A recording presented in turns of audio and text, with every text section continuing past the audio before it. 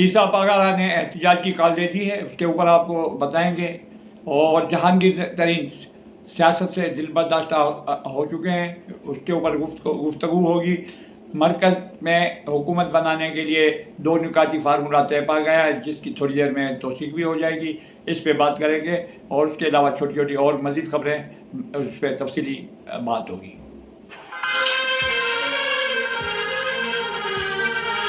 अस्सलाम वालेकुम, मैं हूँ आगा महबूब और आप देख रहे हैं मेरा यूट्यूब चैनल सियासी बाजीगर। व्यूअर्स, आज की कुछ अहम खबरें हैं जो मैं आगे चल के बताऊँगा। जहांगीर तरीन सियासत से दिल बर्दाश्त होकर सियासत से तौबा कर ली है, यानी किनारा कशी कर ली है। इस पे बात मैं तफसील से बताऊँगा। ईसा पागारा ने जो एहतजाज की कॉल दी है, उसके ऊपर भी मैं आपसे बातें शेयर करूँगा। और लेकिन सबसे पहले मैं आपको ये बता दूँ, शुरुआत यहाँ से मैं करता हूँ कि पंजाब और वफाक में हुकूमत साजी का मामला जो है वो पीपी और नवाज शरीफ, मुस्लिम लीग नवाज शरीफ में तय पा गया है। पीपल्स पार्टी ने पंजाब में वज़ीर आला के लिए मरियम नवाज के नाम पर हिमायत की यकीन दहानी करा दी है कि मरियम नवाज के लिए हिमायत करेंगे। अच्छा, मरकज़ के लिए दो निकाती फार्मूला जो है क्या जो तय पा गया वो है क्या, उस पर मैं आपको बताऊं कि ये तय पाया है कि जिस पार्टी ने ज़्यादा सीटें ली हैं, वज़ीर आज़म 3 साल के लिए उनका होना चाहिए। दूसरे नंबर पे जो पार्टी है उसका वज़ीर आज़म 2 साल के लिए। लेकिन ये जो है क्लियर करके बताऊं कि पाकिस्तान मुस्लिम लीग नवाज शरीफ के लिए जो है ज़्यादा सीटें हैं, तो उनको 3 साल के लिए वज़ीर आज़म उनका कबूल करने के लिए कहा गया है। और पीपल्स पार्टी सेकंड नंबर पे आती है, तो 2 साल के लिए उनके वज़ीर आज़म हुकूमत करेगा। तो ये रोज़ रोज़ नई चीज़ें होती हैं। और अब ये तय पाना है कि पहला टर्न ओवर किसका होगा। पहले 3 साल वाले यानी मुस्लिम लीग नून का नंबर आता है, या पहले पाकिस्तान पीपल्स पार्टी का 2 साल वाले वज़ीर आज़म का नंबर आता है। तो ये बात जो है तय पा गई है। इसके ऊपर आज जो है बिलावल भुट्टो कुछ ही देर में, इस वक्त मैं जब रिकॉर्ड कर रहा हूँ 7 बजे, तो कुछ ही देर में पाकिस्तान पीपल्स पार्टी का CEC का इजलास शुरू होना है, जिसमें इस पे मुशावरत की जाएगी और इस फैसले के लिए हिमायत ली जाएगी अपने कारकुनों से। अब सोचने की बात है कि अगर आप लोगों ने पाकिस्तान को हलवा समझा है कि भाई आधा आप खाओ आधा मैं खाता हूँ, ये नए नए तजर्बे कब से आवाम सहती आएगी। आपको याद होगा अयूब खान ने BD निज़ाम मुतारिफ करवाया था, तो उसका क्या नतीजा निकला। बाद में जो हुकूमत चेंज हुई तो वो सिस्टम ही ख़त्म हो गया। उसके बाद एक हाल ही में एक और सिलसिला ये हुआ था कि वज़ीर आज़म और नायब वज़ीर आज़म की, नायब वज़ीर आज़म आइन में है ही नहीं लिखा हुआ, वो पोस्ट क्रिएट करके चौधरी परवेज़ इलाही जो आजकल जेल में, उनको नायब वज़ीर आज़म पाकिस्तान भी बनाया गया। तो ये तजर्बे और इस चीज़ में मुल्क का बेड़ा गर्क हो रहा है। आप जो सियासत में जीत चुका है, जो कामयाब हो चुका है, उसको अगर आप नहीं देना चाहते, यानी मेरा मकसद है PTI इस वक्त अक्सरियत में आई हुई है, उसको अगर आप नहीं भी देना चाहते तो खुदा के वास्ते आपस में इत्तेफाक करके किसी भी एक बंदे को, ये क्या है कि 3 साल के लिए एक बंदा हुकूमत करेगा, तो 3 साल वाला एक अपने प्रोजेक्ट्स वगैरह और जो तरक्याती काम हो गया ऐलान भी कर देगा, फंड्स भी दे देंगे। 2 साल वाला जब आएगा बोलेगा नहीं ये सड़कें जो है मुस्लिम लीग नून ने गलत बनाई थी, कहते ये सारा पाकिस्तान का पैसा बर्बाद। ये तजर्बों में पाकिस्तान का सत्यानाश हो रहा है। खुदा के वास्ते इनको रोको। कौन रोकेगा? इस्टेब्लिशमेंट रोकेगी। भाई आप ये चीज़ें नहीं है कि आप ये बंदर बांट गए 3 साल, भाई तुम्हारी मर्जी है, तुम 3 साल करो, 2 साल फिलहाल करेगा, 1 साल फिलहाल, ये नहीं है। कुछ कानून और आइन के ऊपर चले। जिसने अक्सरियत ली है उसको आप दें, उसको फार्म करने का आप दावत दें। वो अगर अपने वोटर्स कंप्लीट कर लेते हैं तो उसको इक़्तिदार उनके हवाले करें। ये क्या है कि जी आपस में मिल बैठ के बैठेंगे, यार PTI वाले ना आ जाए, मौलाना फजल रहमान ना आए, और ये वो बैठ के आपस में आधा तुम्हारा आधा हमारा। अभी मुस्लिम लीग नून ने PTI के अलावा तकरीबन 2-3 जमायतों के साथ उन्होंने बातचीत की है, MQM को राज़ी कर लिया है उसको अपने स्टॉक में। पीपल्स पार्टी के साथ इस फार्मूले के ऊपर बात की हुई है, मौलाना फजल रहमान से भी बात हुई है। तो ये एक फिर मखलूत हुकूमत बन रही है जो 16 महीने में हमारे ऊपर मुसल्लत थी और जो क्या उनके कारनामे थे आप लोगों को पता है। एक का किबला इस तरफ होगा, एक का किबला इस तरफ होगा, पाकिस्तान का बेड़ागर। तो एक आदमी के ऊपर जिम्मेदारी डालें जो पाकिस्तान की फलाह और बहबूद और तरक्की के लिए काम कर सके।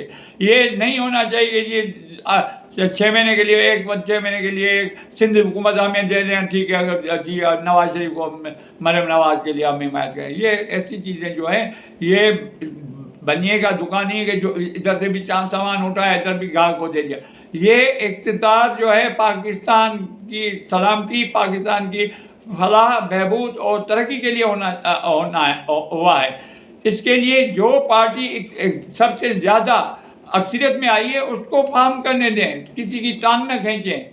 तो ये चीज़ अब होने जा रही है। अब समझ में नहीं आता है कि ये दोनों दो किए जाए। इससे बेहतर है कि आप वही फार्मूला ईजाद करें, नायब सदर नायब वज़ीर आला बना लें। भाई पीपल्स पार्टी का नायब वज़ीर आला होगा क्योंकि उनकी सीटें कम है, नायब वज़ीर आज़म होगा उनकी सीटें कम है, नवाज शरीफ की मुस्लिम लीग नून की ज़्यादा है, वज़ीर आज़म उनका होगा।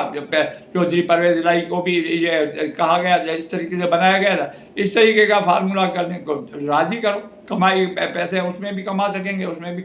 लेकिन ये पाकिस्तान के आइन के साथ छेड़छाड़ और पाकिस्तान के तरक्की में रुकावटें होंगी। इससे एक आएगा कहेगा इस तरह है, दूसरा ये नाकाबिल कबूल है। तो ये जो है नहीं होना चाहिए। आवाम परेशान है इन फैसलों के लिए। अब देखें 5-10 मिनट 15 मिनट के बाद पाकिस्तान पीपल्स पार्टी का इजलास हो रहा है, अपने मुशावरत होगी इनकी सीसी में, उसके बाद ये बाकायदा ऐलान होगा। अब आते हैं आपको और अहम खबरों के बारे में बताना चाहते हैं। जहांगीर तरीन बेचारे बहुत ही शरीफ आदमी जो है, उसको पहले इमरान खान के साथी थे, वहाँ से इनके ऊपर चीनी चोर करके नारा लगवा के खुद इमरान खान ने इनको अलग कर दिया था। तो वो अब जो इलेक्शन के नतीजे आए उसको वो समझते हैं कि ये धांधली वाले नतीजे हैं। तो उन्होंने दिल बर्दाश्त हो के आज सियासत से किनारा कशी का ऐलान कर दिया कि भाई मेरा अब सियासत से कोई वास्ता नहीं, मैं सियासत से दस्तबरदार हो रहा हूँ। साथ में उन्होंने कहा अपने पार्टी की चेयरमैनशिप या जो सदारत है उससे भी वो सब जो है अलग हो गए और उन्होंने कहा कि मैं पार्टी की सदारत जो है वो भी मैं छोड़ना चाहता हूँ। ये इस तरीके की जो है सियासत मुझे रास नहीं आती और मैं इसको पसंद नहीं करता। तो ये बड़ा इक़दाम है कि वो सियासत में जो है, आपने देखा था इमरान खान के ज़माने में जहाज़ भर के वोटर्स को ला के फार्म करवाई थी गवर्नमेंट। आज वो खुद जो है सियासत दिल बर्दाश्त होकर सियासत से किनारा कशी का ऐलान कर चुके हैं। इसके बाद मुल्क की एक ताकतवर शख्सियत, ताकतवर सियासी पार्टी और जो है मुल्क के लिए उनकी अब्बा दादा के ज़माने से खिदमत हैं। पार्टी इलेक्शंस में जीते ना जीते लेकिन वो रूहानी तौर पे भी मकबूल है सिंध में, के पूरे पाकिस्तान में। मेरा मकसद है कहने का पीर साहब बागारो, एक बहुत आला शख्सियत और साफ सुथरी शख्सियत। उन्होंने इलेक्शन में धांधली के ख़िलाफ़, पीर साहब बागारो ने इलेक्शन में धांधली के ख़िलाफ़ एहतजाज की कॉल दे दी है। अब एहतजाज की कॉल जो है इन्होंने कहा है कि मैं जो है एहतजाज की कॉल देता हूँ, ये इलेक्शंस जो हैं फेयर एंड फ्री नहीं हुए। अगर पूरी सिंध को ज़रदारी के हवाले करना था, पाकिस्तान पीपल्स पार्टी के हवाले करना ही था, तो हमें 2 सीटों की भीख क्यों दी गई? वो 2 सीटें भी हमारी हम वापस करना चाहते हैं, हमें 2 सीटें नहीं चाहिए क्योंकि ये धांधली की इलेक्शन हुई हैं और ये जो है इस पर हम लोग जो है इसको नहीं मानते और मैं इसके ख़िलाफ़ पूरे मुल्क में एहतियात की कॉल देता हूँ। तो अभी उन्होंने जो है कॉल के लिए पहले उन्होंने इलेक्शन के इन नताइज के ख़िलाफ़ 16 फरवरी को हैदराबाद का बाईपास चुना है। यहाँ पे एहतिजाज होगा, रोड ब्लॉक होगा, ज़ाहिर सुपर हाईवे जो कराची से सक्खर तक जाता है उसको ये ब्लॉक करने का कह रहे हैं। तो इसका मतलब ये है कि इलेक्शंस जो है अमन नहीं लाए लेकिन बदअमनी और एहतिजाज की फ़िज़ा बरकरार फ़िज़ा को तक़वियत देने के लिए इलेक्शन हुए हैं ये। तो ये एहतिजाज जो करेंगे पीर साहब पगारो, वो इसमें मैं नहीं समझ सकता हूँ कि क्या हो सकता है। पूरा निज़ाम कारोबार सारा मुअत्तल हो जाएगा। पीर साहब पगारो ने कहा है कि जनाब मुझे एक शख्स ने आके कहा, अब उन्होंने नहीं कहा कि वो आया शख्स वो दोस्त था इस्टेब्लिशमेंट का था या क्या, कहा कि मुझे आके कहा गया कि आप पाकिस्तान पीपल पार्टी से इस्तेमाल करें, आप फंक्शनल लीग को सीटें दिलवा देंगे। तो उन्होंने कहा कि मैंने कहा जनाब मैं पीपल्स पार्टी के साथ इश्तराक करने का मतलब है मैं फंक्शनल लीग को ख़त्म कर दूं। मैं फंक्शनल लीग को नहीं ख़त्म कर सकता और मैं ये ऑफ़र कबूल करने से कासिर हूँ, मैं नहीं कर सकता। तो ये सिलसिला जो है पीर साहब पगारो ने अपना एहतिजाज निकाल दी है सिंध के में भी और पाकिस्तान में भी, पूरे में पाकिस्तान पंजाब और सरहद में अगर हो तो हो, लेकिन सिंध में बहुत बड़ी काम होगी अगर लोगों ने इसकी बात को तवज्जो दी।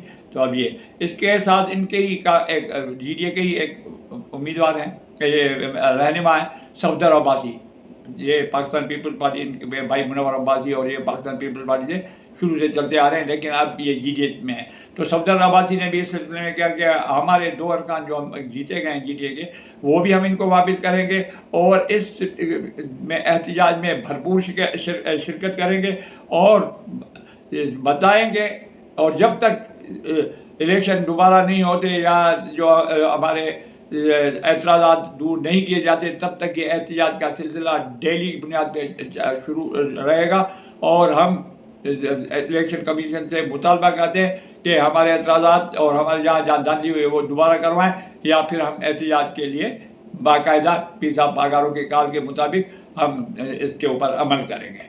तो अब ये सब लारकाना की बड़ी सियासी जमात है, इसके सियासी रहनुमा है और इनके बैक भी है, वोटर्स भी हैं, इनके लोग फॉलोअर्स भी हैं। तो अब देखें कि अगर ये भी शरीक होते हैं तो क्या होता है। यानी मकसद यही हुआ कि जो इलेक्शन हुए वो कौम का पैसा ज़ाया हुआ, दोबारा इलेक्शन कराई जाए। जो सियासी शिकस्त खोर जो मुतालबात कर रहे हैं तो ये पाकिस्तान का पैसा और अवाम का पैसा ज़ाया होगा, कहाँ से आएंगे फिर अरबों रुपए के इलेक्शन पे करवाएं। हर 6 महीने 2 महीने के बाद आप जो फिर उस इलेक्शन अगर कराई भी जाती है उसके नताइज के आप कौन सी गारंटी है वो लोग फिर इसको कबूल करेंगे। तो ये इस वक्त मुल्क बदअमनी की तरफ जा रहा है। तो लोगों थोड़ा होशियार रहो और झूठे नारों में झूठे दावों में मत आए। इसके बाद बताएं आपको कि सिंध हाई कोर्ट में 30 उम्मीदवारों की कामयाबी के खिलाफ जो है उनकी कामयाबी को चैलेंज कर दिया गया है। सिंध की हाई कोर्ट ने इलेक्शन कमीशन को कल तक के लिए वक्त दिया कि तमाम कवायद और तफसीलात पेश करें और इनकी जो शिकायत है वो उसके ऊपर मुकम्मल तौर पे तैयार हो गया है। तो कल समाअत रखी है। ये 30 लोगों की जो उम्मीदवारों के खिलाफ जो पिटीशन लगी है सिंध हाई कोर्ट में, उसके ऊपर कल समाअत होने जा रही है। तो देखेंगे कि इसमें भी हाई कोर्ट क्या आर्डर पास करती है। कराची से जमात इस्लामी के अगलूते कामयाब उम्मीदवार हाफिज़ नईम वो कामयाब करार दे दिए गए थे फॉर्म 45-47 सब में। तो उन्होंने आज प्रेस कॉन्फ्रेंस करके ऐलान किया है कि मैं अपनी सीट और अपनी कामयाबी कबूल नहीं करता, क्योंकि मेरे वोट 30,000 कुछ 100 थे और मेरे मद्दे मुकाबिल जो कैंडिडेट जो उम्मीदवार थे उनके 31,000 से ज़ायद हैं। तो उनको उनकी हार दिखा के, उनको डिफीट दिखा के मुझे कामयाब किया गया है। मुझे इस तरीके की कामयाबी कबूल नहीं है। तो मैं अपनी सीट से दस्तबरदार होता हूँ और क्योंकि हक 31,000 वोटर्स के बारे में है कि उन्होंने लिए हैं, तो इसलिए अब इसके पीछे कुछ कहानियाँ जो सोशल मीडिया पे चल रही हैं कि कुछ 2 राय चल रहे हैं। एक सोशल मीडिया पे चल रहे हैं कि हाफिज़ नईम जो जमात इस्लामी के वो डरपोक हैं, खौफज़दा हैं और जो मद्दे मुकाबिल इनके सीट जिनको दी जा रही है उनकी धमकी की वजह से, उनके खौफ की वजह से ये वॉलंटरी तौर पे अपनी उम्मीदवार कामयाब होने के बावजूद उसको ख़त्म कर रहे हैं और अपनी सीट वापस करना चाह रहे हैं उनको, ताकि आगे चल के उनकी ज़िंदगी को कोई ख़तरा लाक ना हो। एक व्यू तो सोशल मीडिया पे ये चल रहे हैं।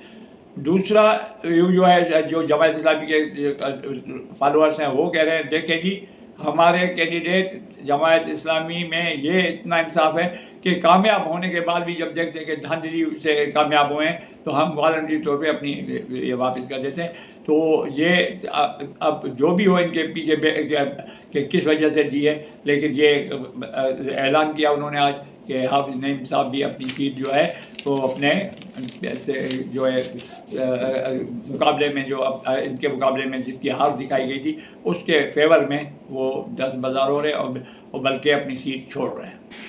अब तक जब ये मैं रिकॉर्ड कर रहा हूँ तो ये CEO का जो CEC पाकिस्तान पीपल्स पार्टी की जो चीफ एग्जीक्यूटिव कमेटी है उनका इजलास शुरू हो चुका है बिलावल भुट्टो साहब की सदारत में। अब जो इनका ऐलान आएंगे जो मुशावरत के बाद जो भी फार्मूला तय करते हैं इक़्तिदार में, तो फिर बात वाज़ेह हो जाएगी कि हुकूमत के लिए ये 2 निकाती प्रोग्राम जो बनाया है इन्होंने कि 3 साल एक हुकूमत करे, 2 साल वो दूसरी पार्टी हुकूमत करे। तो आप देखें 3 साल पहले नवाज शरीफ के हिस्से में आती है या बिलावल 2 साल के हुकूमत बिलावल भुट्टो की बनती है। तो ये अभी मुशावरत के बाद फिर इनके बातचीत होगी मुस्लिम लीग नून के साथ, उसके बाद किसी तौर पे किसी नतीजे पे ये पहुँचेंगे। मौलाना फजल रहमान भी इस वक्त ऑन बोर्ड हैं मुस्लिम लीग नून के साथ और पीपल्स पार्टी के साथ। तो अल्लाह करे कोई ऐसा फार्मूला हो जिससे मुल्क में अफरा तफरी ना हो, अमन कायम हो, मुल्क में तरक्की हो, मुल्क में महंगाई ख़त्म हो, मुल्क में हर चीज़ जो है आवाम गरीब आवाम के दस्तरस में हो, दस्तरस से बाहर ना हो। तो अब देखें कौन आता है, मसीहा बन के आता है या मुल्क को नुकसान पहुंचाने के लिए आता है। ये अब चंद घंटों की बात है जब ये फैसला होगा, किसी फार्मूले पे पहुंचेंगे। 8 तारीख को इलेक्शन हुई है, आज 4-5 दिन हुए हैं, कोई वाज़ेह पोजीशन नज़र नहीं आ रही है। तो जैसे ही कोई इसी का कोई के बाद कोई बयान सामने आता है बिलावल भुट्टो का या मुस्लिम लीग नून का, तो फिर हाज़िर खिदमत होंगे तफसीलात के साथ। अब तक के लिए इतना ही। जिन दोस्तों ने अब तक मेरा YouTube चैनल सब्सक्राइब नहीं किया, प्लीज़ बराए मेहरबानी सब्सक्राइब भी कर दीजिएगा और बेल आइकन को प्रेस करना मत भूलें। इजाज़त। पाकिस्तान जिंदाबाद।